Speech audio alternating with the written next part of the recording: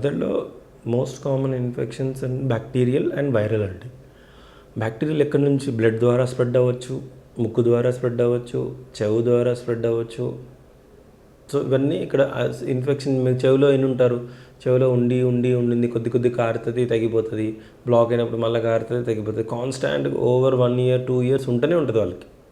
అదేమవుతుంది, పక్కనున్న బోన్ని డిస్ట్రాయ్ చేసి నొప్పులకి వెళ్ళిపోయి నొప్పుల బ్రెయిన్ ఇన్ఫెక్షన్ చేస్తుంది. లేదా బాడీలో ఎక్కడన్నా ఉంది అది బ్లడ్ ద్వారా అక్కడ స్ప్రెడ్ అయిపోతుంది. సో అప్పుడు జ్వరం ఎక్కువ వచ్చేస్తుంది, సెన్సోరియం అంటే కాన్షియస్నెస్ లెవెల్స్ తగ్గిపోతున్నాయి, కాళ్ళు వీక్ అయిపోతున్నాయి, ఇవన్నీ ఉంటాయి. అదే వైరల్ అంటే టిపికల్ ఉంటుంది, ఫీవర్ ఒకసారి వచ్చి వెళ్ళిపోతుంది, లేదా కొంతమందికి అయితే కూడా రాదు, స్లోగా కౌంట్స్ పెరగవు, తెల్ల రక్త కణాలు పెరగవు, మనిషి స్లోగా డల్ అయిపోతారు, వీక్నెస్ వచ్చేస్తుంది.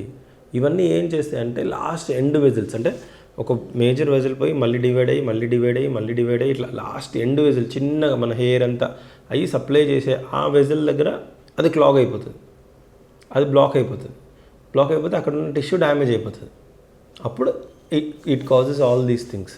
ఫస్ట్ అయితే మందులే వేయాలి ఎప్పుడైనా, కానీ ఓన్లీ డిసడ్వాంటేజ్ ఏంటంటే బ్రెయిన్ సైడ్ నుంచి యాక్చువల్లీ అడ్వాంటేజ్, బట్ ఇన్ఫెక్షన్ ఉన్నప్పుడు అది డిసడ్వాంటేజ్.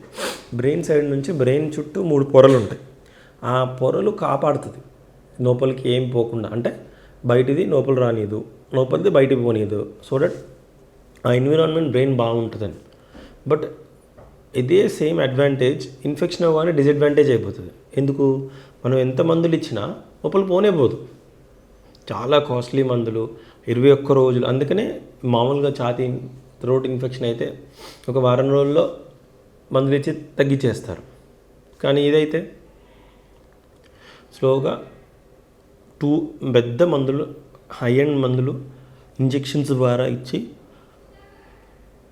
ఒక 21 days ఇస్తే తప్ప తగ్గే అవకాశం లేదు. So brain infection is not good. అదే ఒకవేళ టీబీ వస్తే ఆల్మోస్ట్ 1 year 1.5 year వరకు ఇవ్వాల్సి వస్తుంది.